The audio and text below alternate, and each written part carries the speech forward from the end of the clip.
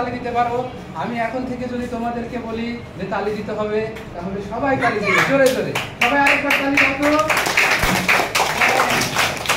তারপরে তুমি হাফেজ দুইটা বেলুন ফোটা করবে। কয়টা?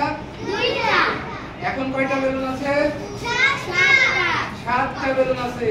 এই 7টা বেলুন থেকে এখন হাফেজ দুইটা বেলুন ফুটা করবে। কয়টা? দুইটা। হ্যাঁ, দুইটা বেলুন চালাবো।